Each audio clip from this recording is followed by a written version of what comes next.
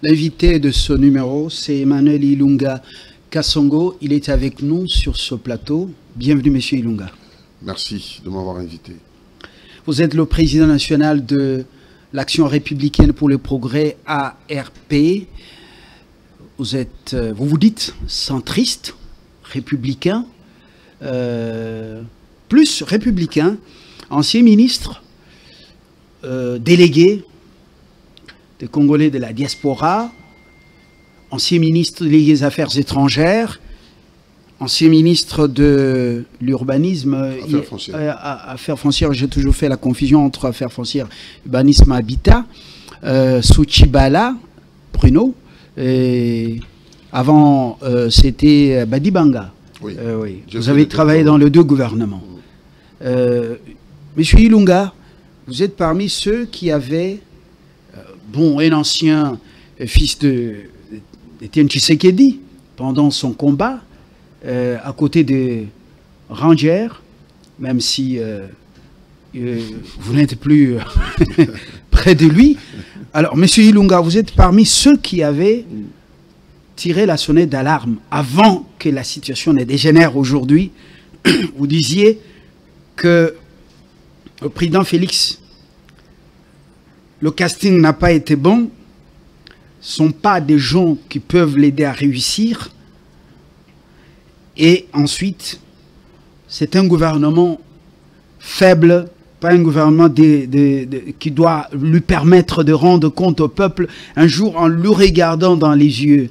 Aujourd'hui, avec ce que nous vivons, Bukavu, occupé, Goma, avec des retombées négatives sur la vie des Congolais, la vie nationale, vous êtes un homme malheureux, avec beaucoup de regrets. Bien sûr. C'est triste, parce que je pense que au jour d'aujourd'hui, le chef de l'État ne peut pas passer devant la nation pour dire au peuple congolais qu'il est fier, depuis qu'il est là jusqu'à ce jour, de les avoir protégés. Ça, c'est une réalité, donc on n'invente pas, c'est devant nous. Ce n'est pas une critique, c'est une observation. La situation est très grave que nous sommes en train de traverser.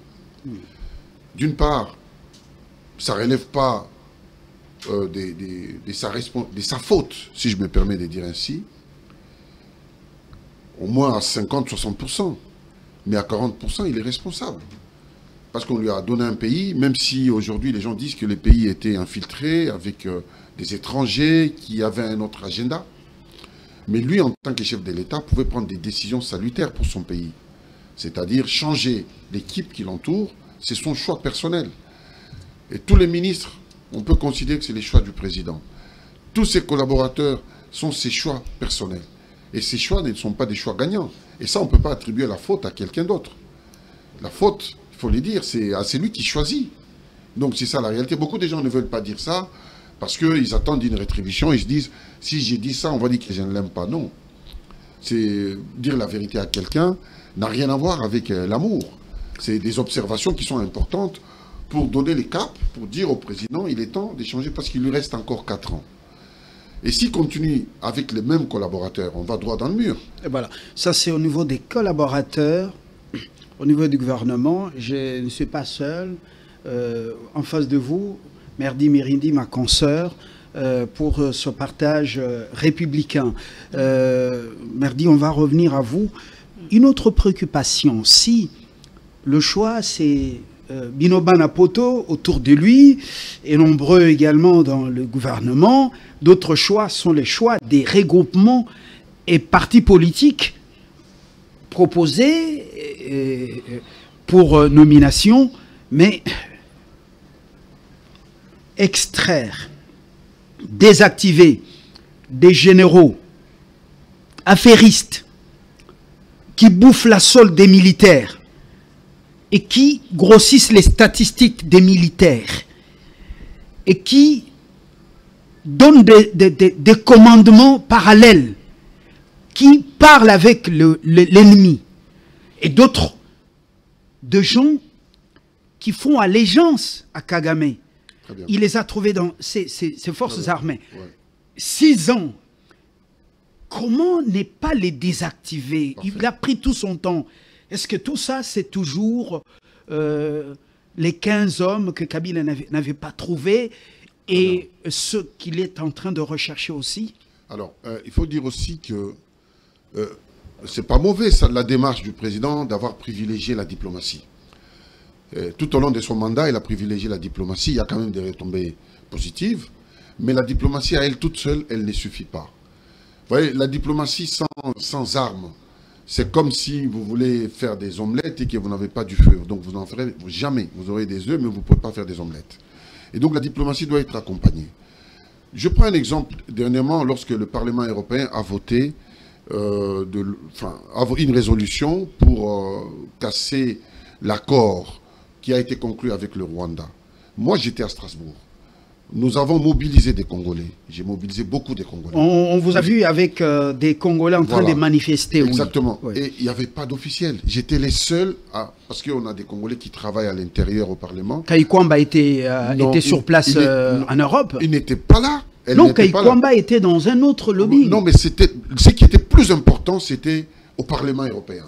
Là où il était, c'était une question de sécurité. Donc c'était mineur pour nous. Le président était aussi en Europe, mais son ministre des Affaires étrangères était là. Il fallait être... La place du ministre des Affaires étrangères, c'est au Parlement. C'est là où il y a les lois. Mais tout le Parlement a voté. Je termine. Le Parlement a voté. Mais le problème, c'est au niveau de la Commission. Non, je termine, j'explique. J'arrive, il n'y avait pas d'officiel. Les Congolais étaient très en colère. On a manifesté, on m'a trouvé un badge, j'ai pu entrer. Dans 45 minutes, j'ai essayé de faire au maximum pour saluer les maximums des députés européens, tout en me présentant, pour qu'ils sachent que les Congolais sont là, ils sont présents, donc il faut faire quelque chose, avec un mot gentil, pour que ces gens aillent dans l'autre sens. Ça a été fait. Quand je sors, ils disent, OK, à la majorité écrasante, nous avons voté pour vous, la RDC. Mais attention, il ne faut pas vous arrêter là, parce que ça passera en commission. Et en commission, et là, c'est les conseils, donc il y a le président du conseil qui est Van der Leyen et tout consort. Il faudrait doubler des vigilances, c'est-à-dire augmenter le niveau du lobbying. Je vous assure, hein, sauf si je me trompe, jusqu'à aujourd'hui, il n'y a pas grand-chose qui est fait. Vous voyez, peut-être je me trompe, peut-être... Vous n'avez pas suivi l'évolution de la situation? Moi, j'ai des le Luxembourg qui a refusé, c'est pour vous la dire... France hésitante, mais le Luxembourg a pris une décision avant-hier. Attention, mais c'est pour ça que je suis en train de vous dire que moi j'ai des contacts. Moi, ça fait plus de 30 ans que je suis en Europe, donc je connais quand même pas mal de gens. Il y a des dirigeants aujourd'hui, on a fait la fac ensemble. Donc je suis dans l'information européenne. Et le lobby n'est pas fait, je vous assure. Si le Luxembourg a pris... Parce que le Rwanda a pris les devants. Il envoie des ministres, il envoie de l'argent, il envoie tout ce qu'il faut pour que la décision... Et si la commission vote négativement, ça y est, c'est bon, hein, c'est mort. Sachez ça, c'est mort. Donc il faut que tout le monde se réveille. Et ça, les gens qui sont autour de Félix, encore une fois, vous faites quoi autour du président? Quand on est autour d'un chef de l'État, parce qu'il n'est pas omniprésent, il n'est pas omnipotent. Donc, vous êtes là pour l'aider. C'est-à-dire aider le pays. Vous êtes là pourquoi? Moi, je me pose des questions. Vous êtes là, ce n'est pas des postes exotiques. Ce n'est pas des fonctions exotiques. Avoir des fonctions, c'est une chose. Et la capacité de les exercer, c'en est une autre. S'ils ne sont pas capables... Vous voyez, l'honneur, la dignité d'une personne, c'est de démissionner lorsqu'on arrive à un point, on n'est pas à mesure d'accomplir la tâche. Ce n'est pas une faute, ce n'est pas une honte de démissionner, c'est de dire tout simplement que, bon, j'y arrive pas. Il y a peut-être des gens qui ont plus de capacités que moi. Parce qu'on ne peut pas sacrifier l'avenir d'une nation. Merdi. Maintenant, je rebondis et puis je vous laisse la parole. Oui. Sur l'armée, il y a des solutions. Notre armée a été infiltrée depuis longtemps. Ce qu'il faut au président de la République, c'est de mettre tous les généraux, y compris ceux qui ont bien fait, à la retraite. Tout le monde à la retraite. Jusqu'au grade de colonel. Il faut nettoyer complètement, les mettre à la retraite. Les jeunes gens qui ont été recrutés, qui sont des capitaines, qui sont des lieutenants, c'est à eux qu'il faut confier l'armée, le destin du pays. Parce que tous ces généraux, beaucoup font des affaires aujourd'hui. Ils sont habitués à la facilité. Et donc, ils ne sont pas là pour le pays. La preuve, c'est que les armées, l'ennemi entre parfois sans combattre. Ils donnent des informations contraires. Nous le savons, tout le monde le sait. Donc, c'est plus à cacher. Les médias en parlent. Et donc, la solution, c'est de mettre tous ces généraux à la retraite. Y compris des colonels. Nettoyer des colonels, des anciens colonels, les mettre à la retraite et laisser l'armée au niveau des grades de capitaines. et commencer à les monter progressivement. Vous verrez que les changements se feront immédiatement. Merdi. Oui, donc aujourd'hui, on parle du gouvernement d'union nationale. Selon vous, en tout cas, personnellement, quels doivent être ces profils-là ministrables pour s'éviter des jouisseurs ou pour que l'on retombe encore dans le même... Vous avez dit un mot juste, oui. les jouisseurs, c'est vrai. Oui. Et ça, c'est malheureux pour un si grand pays qui a 110 millions d'habitants, avec 16 millions de Congolais dehors. Ça veut dire que nous sommes 126 millions. Et ça, les chiffres que je vous donne, c'est de 2019. Donc aujourd'hui, certainement, on est beaucoup plus nombreux qu'avant. Oui. Pour éviter de faire des erreurs, parce que ces choix, les derniers choix du président, il a sorti un joker, c'est qu'il sort là, il l'a mis sur la table. Donc il met, je dirais même son pouvoir en jeu, son honneur et tout. C'est-à-dire qu'il doit réussir. La place à l'échec n'existe pas. Et le meilleur moyen de faire le casting, c'est de s'adresser au service de renseignement. Nous en avons. Notre service de renseignement, l'ANR, n'est pas simplement un service de répression. C'est aussi un service de conseil. On peut conseiller des DG, on peut conseiller des ministres, parce qu'eux peuvent vous retracer le profil de tout un chacun. Parce que dans toutes nos missions diplomatiques dans le monde, nous avons des agents de l'ANR. Et ces agents connaissent... Attachés de sécurité. Absolument. Ils connaissent plus ou moins tous les Congolais qui y vivent. Ils savent qui est qui. Ils peuvent nous retracer le profil correct des Congolais qui méritent de gouverner, de diriger notre pays. Parce que si on fait des choix avec beaucoup de légèreté, on aura la réponse avec beaucoup de légèreté. C'est-à-dire qu'on n'aura pas du tout de réponse. Regardez, le président Félix, quand il est venu, son premier discours, c'est un discours qui a galvanisé la population. Tout le monde a aimé. Tout le monde était derrière lui. Il a fait le premier voyage officiel. Il est revenu avec l'argent de l'État. Il a retourné dans les caisses de l'État. D'aucuns ne l'a pas salué. Non, les gens ont salué. Mais bien, quand il est rentré, la redevabilité, mais une Kassavoubou, ouais. Tshisekedi, ouais. Étienne, paix à son âme, mais ça c'était le premier voyage ou les deux premiers. Mais après il y a eu quelle redevabilité? Mais justement, il a été englué dans il y a eu quelle redevabilité? Il y a eu beaucoup de gens à l'époque, des malhonnêtes qui étaient tout autour du pouvoir. Pour dire président, il ne faut pas rendre compte. Le premier réflexe, c'est d'abord de voler de l'argent. Vous savez, nous, on a beaucoup d'informations des gens qui achètent en Europe. Vous ne pouvez pas acheter en Europe, surtout dans l'Union européenne, sans que moi, je sois au courant. C'est impossible. Donc, vous êtes un flic? Je ne suis pas un flic, mais j'ai des gens partout. Moi, j'ai été le patron de la diaspora pendant des années. Donc, j'ai voyagé au Canada, partout, pour aller rencontrer notre diaspora. Je connais des gens compétents, des hauts cadres, des cadres, des banquiers. Donc, quasiment toute la diaspora, je connais ma diaspora. Et si j'ai besoin des informations... Donc, c'est vous qui filez des informations au service secret belge et français que tel Congolais a amené autant de masse d'argent, il a acheté telle part, le train de vie, ainsi de suite. Mais quand les Congolais amènent de l'argent, moi est-ce que je suis dans leur poche? Je ne suis pas dans leur poche. Et les services des Européens sont mieux outillés que moi. Moi, au contraire, je pique leurs informations. C'est l'inverse. Eux, ils sont mieux outillés que moi. Ils ont les moyens de se renseigner plus que moi. Par contre, dans leur service, il y a toujours des Congolais qui y travaillent. Je vous ai dit tout à l'heure que je suis arrivé à l'Union européenne. Au lieu que l'argent vienne de la diaspora, de l'Europe, des États-Unis, vers ici par les agences de messagerie financière, c'est le contraire maintenant. Oui, l'argent quitte ici pour des jouisseurs qui faisaient de qui étaient des combattants, qui faisaient de remarques. Non, même pas des combattants, parce que nous, on connaît les combattants. Bon, les Bakolo Cailloux, Il y a des gens qui ont acheté dans le 16e arrondissement, à Paris. Vous savez combien ça coûte, les 16e arrondissement. On essaie qu'un petit appartement comme ça, il faut compter en millions. Mais les gens, ils ont acheté... Ils se reconnaîtront. Et donc, c'est pas comme ça. Là, on joue avec les destins de la nation. Et ça, moi, je suis pas prêt à laisser des choses comme ça. On ne joue pas avec l'avenir d'une nation. Quand vous allez dans nos écoles, dans nos hôpitaux, il n'y a pas de médicaments. Moi, dernièrement, j'étais à Mama Yemo. Mais j'ai respiré mal. Mais malheureusement, c'est mon devoir d'être là, de voir ce qui se passe. Respirer quoi? Ça santé? Respirer la saleté, ça sent mauvais. Non, mais Mama Yemo est modernisé. Non, mais il y a deux Mama Yemo. Vous ne savez pas? Il faut aller visiter. Moi, je ne raconte pas d'histoire. Il y a un Mama Yemo à droite, il y a un autre à gauche. Mais celui de droite continue à fonctionner. Alors, M. Ilunga, la question que Merdi vous a posée, elle est pertinente. Comment éviter le scénario de partage du gâteau national, Made in Mbongo, le gâteau national, en cette période ici. D'ailleurs, certains opportunistes, vous avez senti Kabound qui dit non partant, pendant que le pays est en guerre, lui lance officiellement, entre guillemets, sa candidature à la présidentielle de 2028. Mais je dis quelle audace! Vous savez, les frères et sœurs meurent.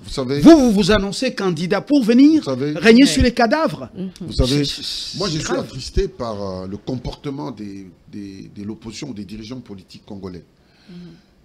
C'est des gens qui n'ont pas une vision d'État, de notre pays. Ils ont une vision à très court terme. Ils courent aux élections. Alors, et pourtant, il faut courir au destin. Quel est le destin du Congo au lieu de courir derrière les élections? C'est très dommage. On n'a pas d'homme d'État. Dans l'opposition, il n'y en a pas. Logiquement, comme nous sommes attaqués par l'ennemi, ce n'est pas Félix qui va chercher l'ennemi. Au contraire, sur ces points, je félicite Félix. Parce que s'il cède, il va garder tranquillement son pouvoir, mais il cède des territoires. Or, il refuse de céder. Ça veut dire qu'il protège même les intérêts de tous ceux qui les combattent. Vous côtoyez quand même cette opposition? Bien sûr que oui. Mais alors, si vous la côtoyez, comment quelqu'un qui sort de la prison fait une sortie ratée comme ça, il ne touche même pas le peuple? Kabila a fait 2 sorties ratées. Vous savez, il ne touche même pas le cœur du peuple. Comment expliquer ça? Quand ces gens-là, qui n'ont aucune vision d'État, prennent la parole publique pour dire non partant, cela veut dire qu'ils acceptent la situation actuelle de la guerre. Ils cautionnent ce qui se passe. Dans la logique des choses, être derrière Félix, ça veut dire quoi? Ça ne veut pas forcément dire que je soutiens Félix.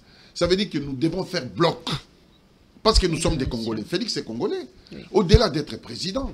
Mais nous sommes agressés par un étranger. Nous avons les devoirs de faire bloc. C'est plus qu'un devoir même. C'est-à-dire on n'a pas d'autre solution que faire bloc derrière le président. C'est un président élu. D'abord ça.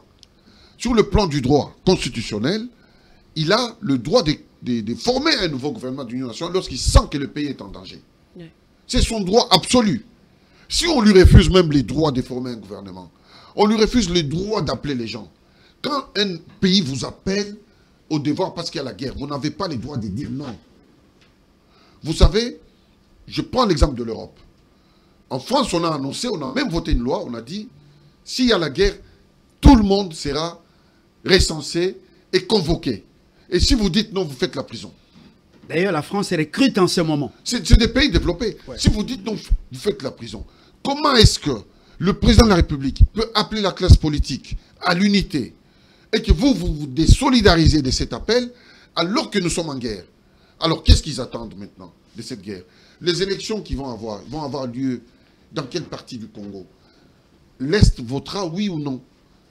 C'est des questions qu'il faut leur poser. Il faut les appeler. Moi, j'aimerais bien les avoir en débat. Mais est-ce qu'il ne confond pas son rôle de maître nageur qui a fait traverser les gens de FCC Cash vers l'Union Sacrée? Maintenant, il se trompe un peu de Est-ce qu'ils écoutent, vous les politiciens, vous écoutez des conseillers mais les gens ont des ambitions politiques en communication, vous les écoutez? Les gens ont des ambitions Lorsque vous écoutez Kabila, Joseph, vous écoutez le fameux maître nageur, est-ce que vous avez l'impression que ces gens vivent avec nous? Les gens ont des ambitions personnelles.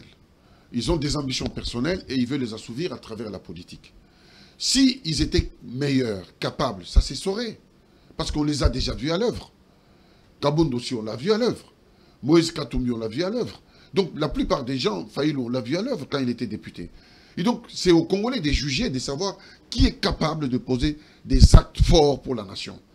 À ce stade-là, on n'a pas le droit de nous désolidariser. C'est affaiblir notre pays.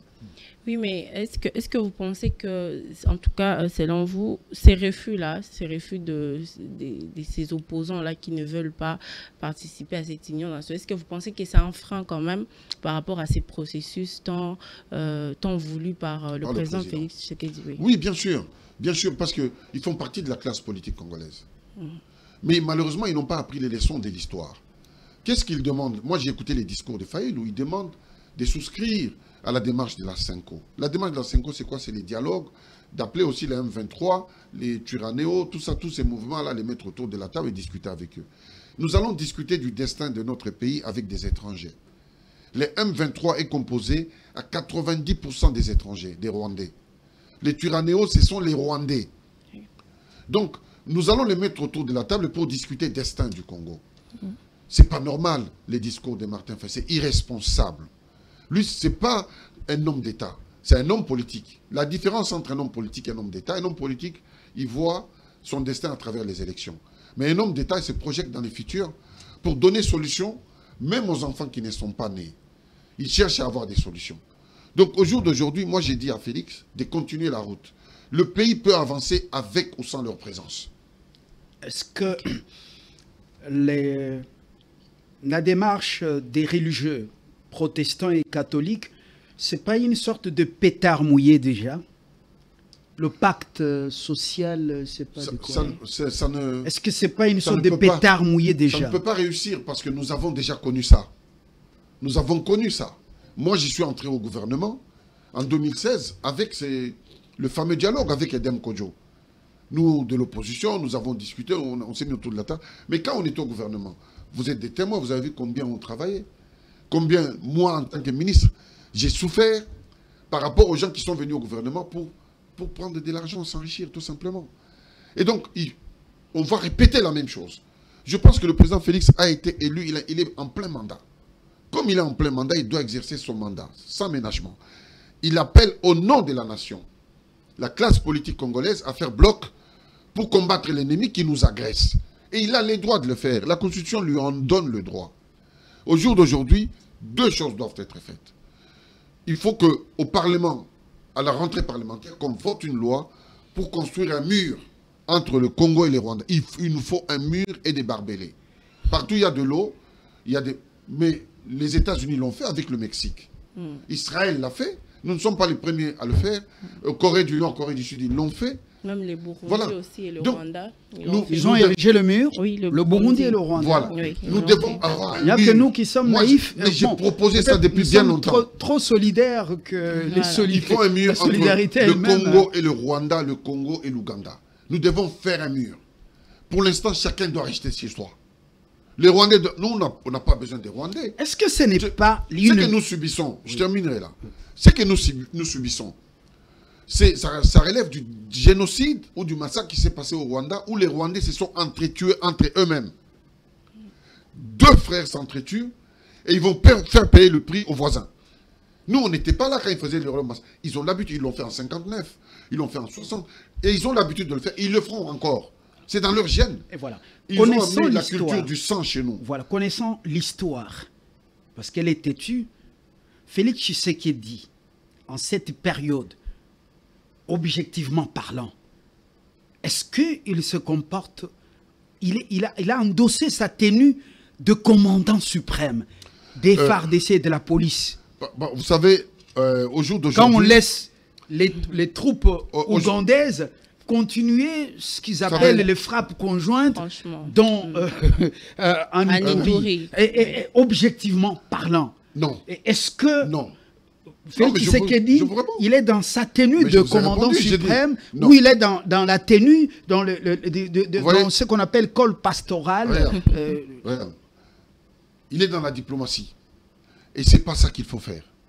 Dans la guerre, il faut se comporter comme tel, parce qu'il n'y a plus de règles. L'Ouganda est un ennemi. L'Ouganda n'est pas un pays ami. On ne peut pas faire des frappes conjointes avec l'Ouganda, ce n'est pas possible. Ça, moi, je ne suis pas solidaire avec cette décision. C'est une décision unilatérale qui est malheureuse pour nous. Parce que faire entrer des soldats étrangers chez soi, c'est facile. Les faire sortir, c'est très compliqué.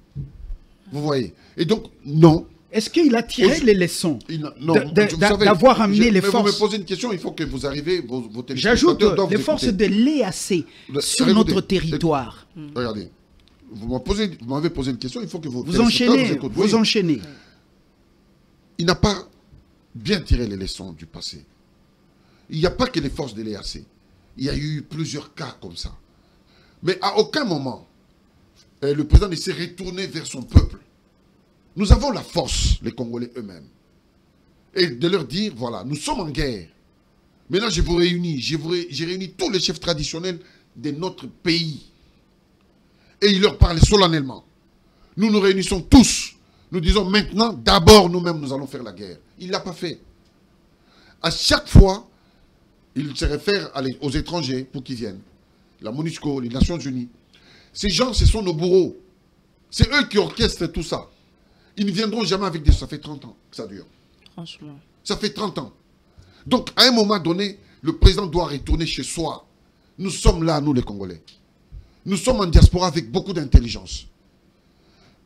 En diaspora, nous avons créé un front commun des soutiens à l'opposition, à la résistance. Donc, au Azalendo et au FRDC, à tous les niveaux. On va commencer à fournir des informations parce que nos enfants qui sont nés en Europe, c'est des enfants qui travaillent dans des différents services. Surtout, ils sont calés dans l'intelligence artificielle. Ils peuvent faire beaucoup de choses. Mais on ne les a jamais sollicités. Quand on veut trouver la solution, on va en Iran, on va dans les pays étrangers. Le président Félix a la solution entre ses mains, ses enfants, les Congolais. Nous sommes prêts à les mobiliser. Moi, avant de venir, j'ai appelé 25 de nos enfants qui sont nés en Europe. Ils sont venus dans mon bureau à Paris. Ils m'ont fait des démonstrations. Je n'en dirai pas plus. Ils sont prêts à aider le pays à tous les niveaux. Je le dis bien, à tous les niveaux. Et ils sont prêts, ils le font par patriotisme.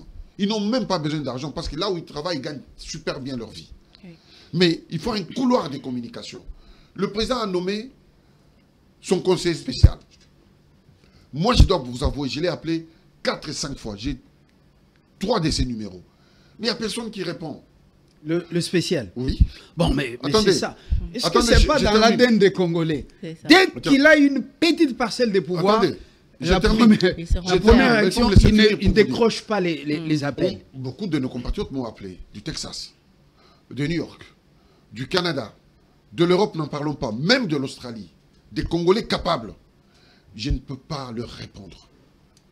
Parce que je cherche à avoir une certaine conversation, mais avec des gens appropriés. Je ne peux pas l'avoir avec n'importe qui, avec tout le monde. Impossible de l'avoir. Moi, je ne demande rien. Hein. Vous savez, moi, je n'ai même pas besoin de quoi que ce soit. Parce que Dieu m'a tout donné. Et je le remercie. Voilà. Quand on va le voir, peut-être qu'ils pensent qu'on vient pour demander des postes. On n'a pas besoin de ça. Nous, on vient par patriotisme. Il faut qu'ils sachent qu'ils mettent ça dans leur tête. On n'a pas besoin. Et d'ailleurs, même, quel argent ils ont pour nous donner? C'est le pays qui peut tout nous donner. Donc, quand on vient, c'est par patriotisme. Il y a un message du président, mais ce n'est pas suivi des faits. On va se retrouver. Là, c'est Bukavu Goma qui sont tombés. Vous croyez-vous que ces gens-là se sont stoppés là? Ils ont des ambitions d'arriver à Kinshasa. Et ils sont toujours en train de négliger, de prendre les choses à la légère. Regardez comment le gouvernement se comporte. Comme si nous étions dans un pays en paix. La musique, les bars, partout, on circule normalement. Ce n'est pas normal. Alors, je reviens objectivement, la guerre, avec une partie de territoire sous les bottes de ces incirconcis. Bon, vous les appelez étrangers, sont les incirconcis, c'est connu, même Israël Kampal, des incirconcis, c'est connu. Oui. Physiquement, c'est connu. J'aime les appeler sous ce terme-là. Mais dans un stade de football, d'un club privé dans ce pays, de gens chantent appelant l'armée étrangère avec les supplétifs pour qu'ils viennent. Le gouverneur laisse ça, on chante, le match se termine, et puis même le stade n'est pas fermé. Est-ce que c'est responsable? Vous savez... Qu'est-ce que nous sommes en train de mijoter contre ce pays? C'est un épiphénomène. Le problème, il faut qu'au sommet de l'État, les présidents prennent des décisions, des grandes décisions salutaires. Parce que ça, c'est un épiphénomène. Le président doit structurer les choses. On met les généraux à la retraite, y compris certains colonels, directement à la retraite. Des jeunes capitaines, lieutenants, on augmente les grades, on leur donne les fonctions. Ça, c'est des vrais Congolais. Parce que nous les avons recrutés pendant les mandats de Félix. Nous pourrons leur faire confiance. Et de deux, le président doit complètement nettoyer son gouvernement. Il y a plein d'insuffisances. Moi, j'utilise les mots gentils. Vous pouvez utiliser les mots que vous voulez, mais j'ai dit, il y a plein d'insuffisances. Des ministres sont des fictifs. Ils sont inexistants. En dehors de Jean-Pierre Bemba, de Liaou et de Moutamba. Le 3, moi, je peux me tromper. C'est quoi? Mais je leur donne qu'est-ce que des Moutamba canons. fait? Moutamba, sur le plan psychologique, n'est-ce pas? Parce que les réalisations ne sont pas simplement matérielles. Kaykwamba a fait un travail formidable. 2 minutes. Vous êtes en train de... Sur le plan psychologique, il a fait bousculer des choses. Il a bousculé quoi? Il a fait bousculer des choses. Tous les voleurs aujourd'hui réfléchissent 2 fois. Moi, je voyage beaucoup. Mais comment on appelle? Regardez. L'IGF fait ce travail avant l'arrivée de Moutamba. Laissez-moi finir au moins mes phrases, la moindre des choses. Il a fait bousculer les choses. Vous pouvez l'aimer ou ne pas l'aimer. Là n'est pas le souci. Le problème n'est pas de l'amour ici. Mais moi, le problème n'est pas l'amour. Moi, je pense qu'il a bousculé les choses sur le plan psychologique. Vous allez en Europe, vous allez aux États-Unis. Quand les Congolais vous parlent de Moutamba, ils vous parlent très positivement. Donc, il y a quelque chose qui a changé. Liaou, il a fait des réformes énormes. Moi, je sais que la fonction publique, c'est une machine très difficile à gérer. Je voudrais qu'on... Je ne veux pas qu'on frustre certains membres du gouvernement, parce que Kaykwamba a fait énormément quand même. Je n'ai pas terminé. Oui. Bien sûr, vous êtes son avocat si vous êtes aux affaires je ne étrangères. Je ne suis pas aux affaires étrangères, je ne suis pas son avocat. Je peux lui accorder quand même d'avoir forcé ces derniers temps au niveau diplomatique et d'avoir eu des résultats positifs. Ça, je peux lui accorder. Mais le rôle du ministre des Affaires étrangères n'est pas celui-là. Le rôle du ministre des Affaires étrangères, c'est de créer du lobbying pour son pays. Je termine. Oui. Créer du lobbying. Et ici, on devrait logiquement avoir des entreprises étrangères qui viennent faire des séminaires dans notre pays. En temps de guerre? Oui. En temps de guerre? Parce que ce sont ces gens qui décident, qui vendent des armes. Oui. Je termine. C'est eux qui vendent des armes. Quand ces gens-là viennent, lorsque vous les gardez dans les antichambres durant des heures et des jours, ils somnolent. Vous leur demandez quelle est ma part. Moussounanga et Zawapi. Moi, j'aurai combien de pourcentage là-bas? Ces gens, ils vont continuer à venir. C'est pour ça que je vous dis que le rôle du ministre des Affaires étrangères, c'est de faire venir des lobbying, des entreprises. Parce que s'il y a des emplois, il y aura moins de demandes. Si tout le monde travaille, chacun gagne bien sa vie, il y aura moins de corruption. Et c'est le rôle, parce que les affaires étrangères, c'est la porte d'entrée du bonheur dans le pays. Donc, le rôle principal, c'est celui-là. Il a son vice-ministre qui peut aller en diplomatie, faire ceci, cela. Il y a le vice qui est là, qui peut s'occuper du reste. Mais on n'a jamais vu des séminaires des grandes entreprises ici. Ici, dans ce même pays, on avait proposé de faire le Millipol. Millipol, c'est un comment on appelle ça? C'est un forum de militaires, de l'armement, qui ont été inventés en 2024-2025. Mais malheureusement, ils se sont butés toujours au refus, à la fermeture. Donc il y a un vrai souci au niveau de l'État de structurer tous ces services et de mettre des gens compétents. Ça coûte quoi de mettre des gens compétents? Qu'est-ce que ça coûte? Merdi, il y a l'autre, c'est qui? Jean-Pierre Bemba Gombo, ancien vice-premier ministre à la Défense et aux anciens combattants, a été placé au transport et voies de communication. Mais le rôle qu'il est en train de jouer maintenant, c'est le rôle du vice-premier, et donc du ministre de la Défense. Alors, vous êtes inspiré. Est-ce que ça vous souffle une question? Est-ce que ce n'est pas le futur Premier ministre, le futur remplaçant de Madame Souminoa? Ça vous souffle une question comme ça? Oui, mais moi je pense que c'est peut-être par rapport à son passé. C'est un homme quand même qui maîtrise assez les situations délicates. Bon, c'est un combattant, Jean-Pierre. C'est un combattant. Il est dans son rôle. Oui. Je crois qu'il s'ennuie au ministère des Transports. Il ne trouve pas sa place. C'est soit au ministère de l'Intérieur, soit au ministère de la Défense. Soit à la primature. Soit à la primature. Il trouvera sa place là-bas. Vous comprenez? Et il sait galvaniser la population. C'est pas le futur dauphin de Tshisekedi. Mais pourquoi pas? Moi, pourquoi pas? Si c'est le dauphin. Ça serait un bon choix pour vous? Mais oui, mais je n'y vois pas d'inconvénient. Moi, je l'ai soutenu aux élections en 2006. J'étais derrière lui, je l'ai soutenu. Donc c'est quelqu'un qui peut faire mieux aussi.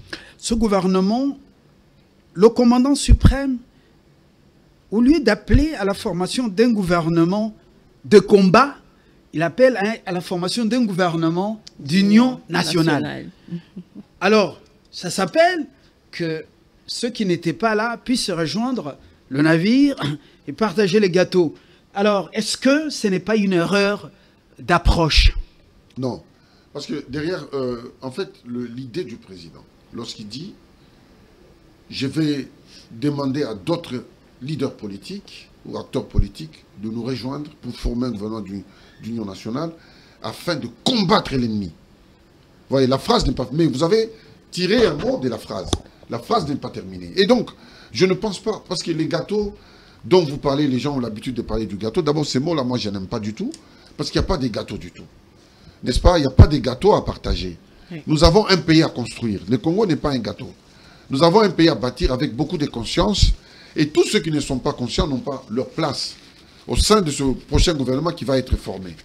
Et il faut encore que le choix, n'est-ce pas, les choix des gens qui vont animer ce gouvernement soient un choix gagnant. Moi, en diaspora, j'essaie de trouver des gens capables, qui peuvent animer le gouvernement et ramener le pays vers les lumières. J'en connais beaucoup, qui sont à Londres, en Irlande, en Écosse, New York. Moi, j'en connais. Des Congolais de la diaspora qui sont capables, à qui on peut confier des responsabilités et qui peuvent les exercer dignement. Parce que c'est des patriotes. Ils n'ont plus rien à demander à la vie. La vie leur a tout donné. C'est des gens qui ont réussi leur vie et qui ont les moyens. Je ne pense même pas qu'ils vont prendre des moyens pour faire quoi? Pour aller vivre en Europe, ils y vivent déjà. Donc, quand ils viennent dans leur pays, ils ont la nostalgie de leur pays. C'est pour bâtir, faire de leur pays comme des pays européens, des pays américains, avec des routes, des autoroutes, des chemins de fer et consorts. Nous sommes au niveau des propositions.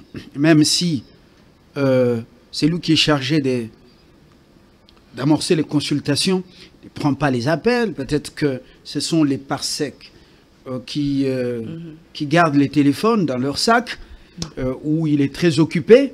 Bon, maintenant, le cadre est là. Vous pouvez faire des propositions. Ça pourrait arriver aux oreilles du président de la République. Non.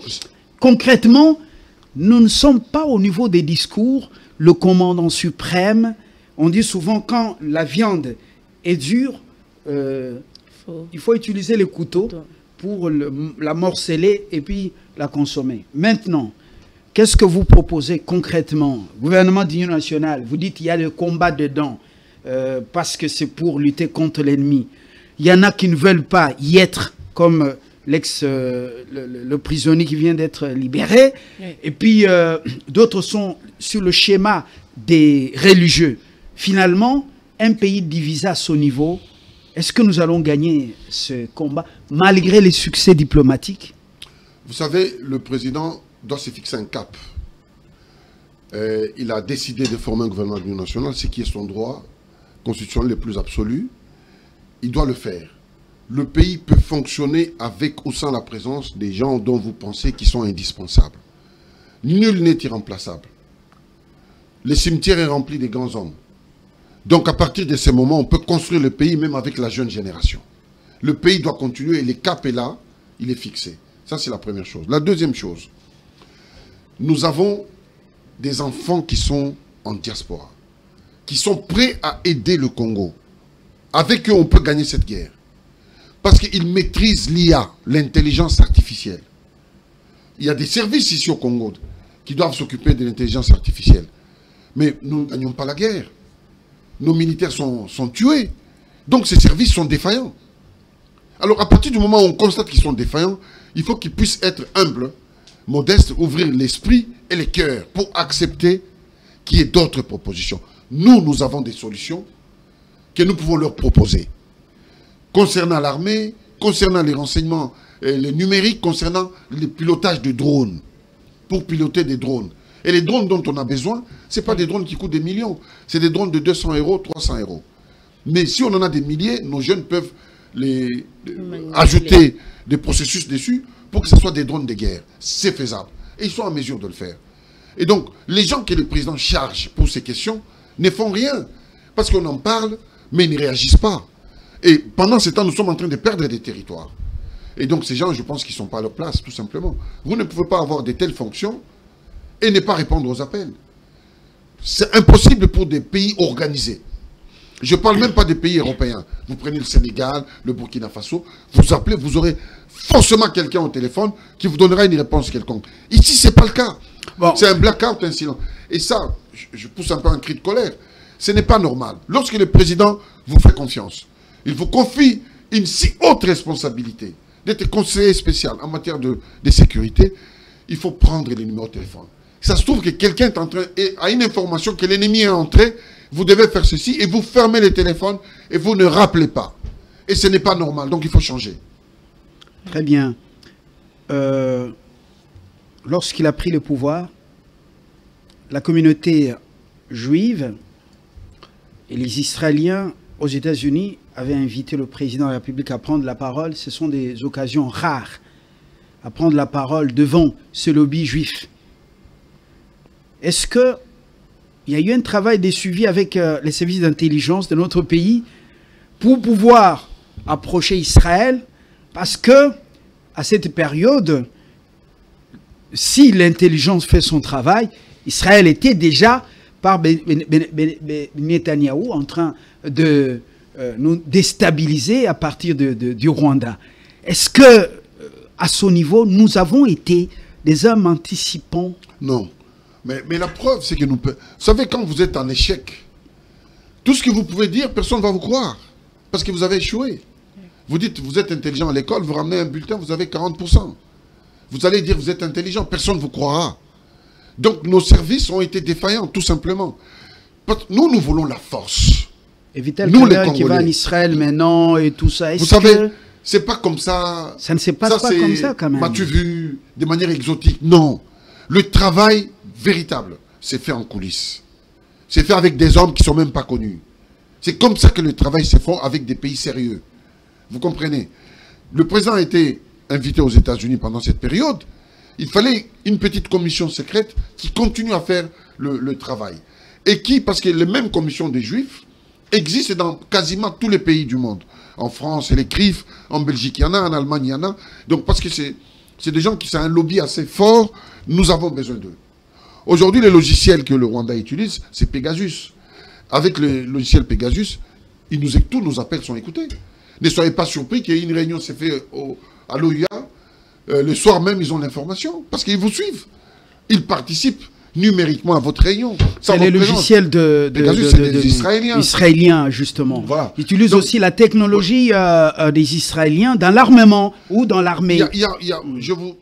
Je peux vous donner un cas concret de l'inconscience de nos dirigeants. Il y a eu un jeune Congolais ici qui a inventé, c'est un jeune qui avait 17 ans, il a inventé son réseau, le réseau social. Il a inventé son réseau social comme TikTok et ainsi de suite. Et j'ai un ami qui l'a pris en charge, il l'a amené partout. Il a vu tous les ministres qui s'occupent de ça, comment ils s'appellent. Voilà, bref, mais rien n'a été fait. Et quand il était à l'ambassade des États-Unis, on l'a envoyé aux États-Unis direct. Il est aux États-Unis, avec toute sa famille. Donc, on a des intelligences. C'est pour ça que j'ai dit, si le président s'adresse à la nation, solennellement, la nation, c'est qui? Parce que nous tous ici, chacun a un chef coutumier. Chacun de nous. S'il a parlé à nos chefs, et nos chefs, malgré nos études que nous avons faites, ceux qui vont considérer sur le lobby, chacun de nous, que tu sois n'importe qui, quand un chef coutumier parle, on ferme nos bouches et on les écoute. Et donc, le président doit utiliser tous les canaux. C'est ce qu'a fait le président Ibrahim Traoré du Burkina Faso. Il a appelé tous les chefs traditionnels. Il les a associés au combat, à la victoire. Vous voyez comment le pays est en train d'évoluer? Donc, il faudrait que le président de la République sorte du cadre des religieux. La religion est venue chez nous dans une valise avec des armes dedans. Il dit, celui qui ne va pas lire les livres, on lui met les balles dans la tête. C'est comme ça que la religion est venue chez nous. Donc, elle n'est pas forcément une solution pour nous. Les Congolais sont la solution pour notre pays. Il faut les associer. Vous voyez, moi, j'ai quitté l'Europe, je suis venu spécialement pour ça. Quand Goma est tombé, j'ai décidé de tout laisser, de descendre au pays. Parce qu'il faut batailler sur place. Il faut que les présidents fassent des efforts maximum pour s'entourer des gens qui aiment, des patriotes. Nous, nous sommes des patriotes. Nous, on s'en fout des velléités des personnes. Moi, j'aime pas. Non, nous, c'est la patrie d'abord. La patrie ou la mort. Donc, il faut les présidents, il doit s'entourer des gens comme ça. Il a vu, quand j'étais pas encore ministre, on était en diaspora. Partout où les Congolais étaient maltraités, on était présents. Mais si on était présent, c'est parce qu'on est des patriotes. Donc on sentait que la patrie est menacée, donc on était toujours présent. C'est la même chose aujourd'hui. Donc le président doit comprendre que nous sommes très déçus, en tout cas jusqu'à preuve du contraire, de la manière dont les choses sont menées. Des territoires que nous perdons. Beaucoup de morts, énormément de morts, des femmes violées, des enfants, des vieillards tués, et ainsi de suite, par des Rwandais. Ils ont pillé nos véhicules, nos télévisions, ils ont tout pris, nos chaussures, ils ont tout ramené au Rwanda. C'est un peuple pauvre, rempli de voyous, de délinquants. Ils viennent au Congo, ils pillent, ils volent, ils font tous les dégâts qui sont interdits par l'humanité. Merci. Oui. Question en souk. Effectivement. Dans le Congo, Lingala, c'est parmi les langues nationales. Oui. Alors, par moment, ceux qui sont na langue nabiso, les amabe. Les Amabé. Voilà. Oui. Yemoko azamo na mboka. Mhm. Vous avez une question, Moko? En français, En la français, question en français. Nana koni na Lingala. D'accord. À vous attendre, en tout cas, en vous entendre, selon vous, est-ce que vous pensez que la solution, en tout cas, pour nous sortir de cette situation, serait d'impliquer un peu plus la jeunesse? Parce que vous en avez vraiment parlé, vous avez assez parlé de la jeunesse de la diaspora qui avait des propositions peut-être à faire. Est-ce que vous pensez que la jeunesse n'est pas assez impliquée, ou peut-être on ne les écoute pas et qu'eux aussi peuvent avoir des solutions par rapport à ce qui se passe actuellement dans notre pays? Et je vous dis, Banawana, leurs cœurs sont tournés maintenant vers le pays de leurs parents. Oui. Même Baoe Babotami na papa Mindele, s'il y a des Mindele, vous m'excusez, ou bien maman Mindele. Banawana, le cœur sont tournés ici. J'ai parlé avec certains. C'est la révolte. C'est pas que Bazangi Mbongo Poba qui est des salons. Révolte. Parce qu'on leur dit qu'ils ne sont pas français, ils ne sont pas belges. Et quand ils apprennent ce que le Rwanda nous fait, ils sont en colère de manière permanente. Justement. Ouais. Justement. Donc, je pense qu'effectivement, le président doit, ou peut, parce que je n'ai pas d'ordre à lui donner, mais simplement, mettre en place une politique ou une stratégie de recruter discrètement les enfants qui sont nés en diaspora, parce qu'ils ont l'intelligence dont lui a besoin. L'intelligence artificielle, qui sait brouiller les communications, qui sait envoyer les drones, qui sait faire du boulot que peut-être aujourd'hui nous n'avons pas. Et puis voir la possibilité de prolonger nos contacts avec les Russes. Parce que vous savez, je ne peux pas dire qu'il a peur de s'afficher avec les Russes. Les Russes sont une solution, pour moi. Ils sont très pragmatiques. Les Slaves, d'une manière générale, pour ceux qui connaissent l'histoire. Les Européens, pour la plupart, c'est des conquérants. Ils viennent chez vous, ils vous massacrent, ils occupent et ils vous appellent à la négociation, mais en ayant les couteaux, c'est lui qui a les couteaux. Il vous demande, partageons la poire. Même les Américains. Mais lui, il a le couteau. C'est lui qui coupe la poire en deux. Mais en deux, mais à part inégal. Vous comprenez, ça, c'est l'Europe. Mais les Russes, non. Les Slaves, depuis la nuit des temps, ils n'ont jamais conquis personne. Ils ne viennent pas pour vous conquérir. Ils viennent pour faire des affaires. Ils font avec vous. On a vu la preuve au Burkina Faso, au Niger, au Mali et en Centrafrique, où les rebelles étaient arrivés jusqu'à la porte de Bangui. Vous pensez qu'ils sont dignes de confiance? Ils sont dignes de confiance, les Russes. On peut leur faire confiance. Parce qu'ils sont sérieux. Ils sont sérieux. Les Européens, moi, sincèrement, ils ne sont pas sérieux. Ils ne sont pas dignes de confiance. La preuve, c'est qu'ils nous ont colonisés. Vous savez ce qu'ils ont fait. Et jusqu'à preuve du contraire, ils n'ont jamais demandé, mais à culpa. Jusqu'à preuve du contraire. Nous subissons pas mal de choses parce que ça relève de la colonisation. Bref. Mais les Russes peuvent beaucoup aider le président de la République. Beaucoup même. À tous les niveaux. Et nous savons travailler avec eux discrètement. Donc, la partie numérique est impératif à la victoire que le président attend. Et ça, le président, j'informe tout le monde. Mobutu l'a fait. Mobutu était protégé par les Américains, mais Mobutu a collaboré avec la Corée du Nord. Et l'ambassade de la Corée du Nord est ici à côté de Jélem, l'ambassade de la Corée du Nord. Je sais. Mobutu a collaboré avec même ceux qui étaient détestés par les Américains. Mais les Américains même collaborent avec la Corée du Nord. Oui. Vous ne savez pas? Les Américains collaborent avec la Corée du Nord. Ils ont des relations mais très fortes avec la Corée du Nord, dans certains domaines, dans beaucoup de domaines.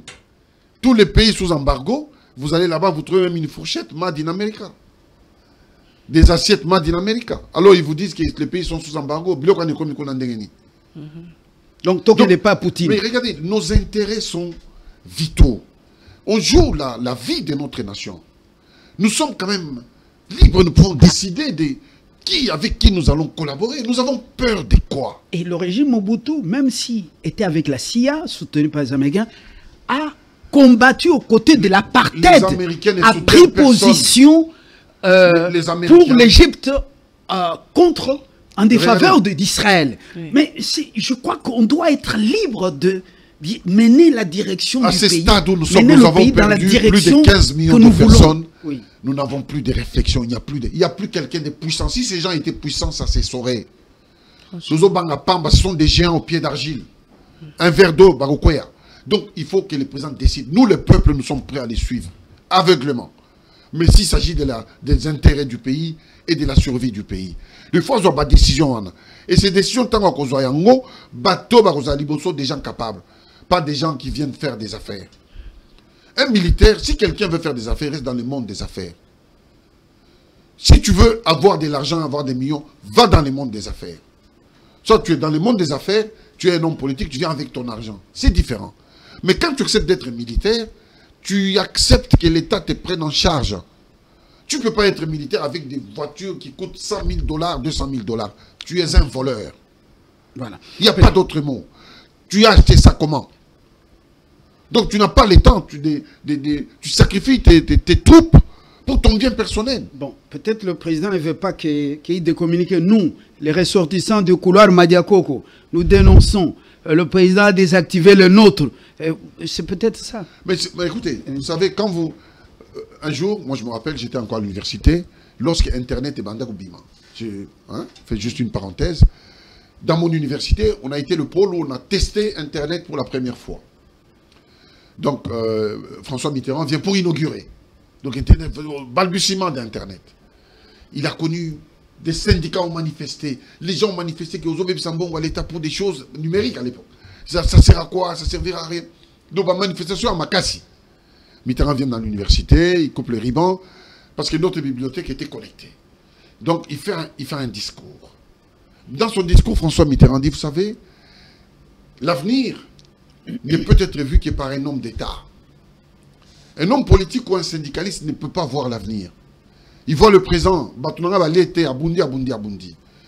mais un homme d'État, comme il voit l'avenir, il sait tracer son chemin et fixer son regard sur l'avenir. Les gens vont crier, vont insulter, vous regardez devant et vous pointez votre avenir. Aujourd'hui, qui s'en passe d'Internet? Mais lui, il est dans la tombe. Hein? C'est lui qui avait vu tout ça. Qui peut s'en passer d'Internet? Mais il avait vu ça il y a des années. Donc, je pense que le président de la République doit faire fi de tout ça. Les Congo n'est composé que des différents ressortissants. Voilà, mais ce qui nous rassemble, c'est les Congos. Voilà. Et donc, quand il prend des décisions pour le Congo, il doit oublier les communautés. Voilà. Dernière question. Trump, affairiste. C'est un homme d'affaires, il l'a dit, même au bureau Val. Maramunae va faire à Lingui-Guerte.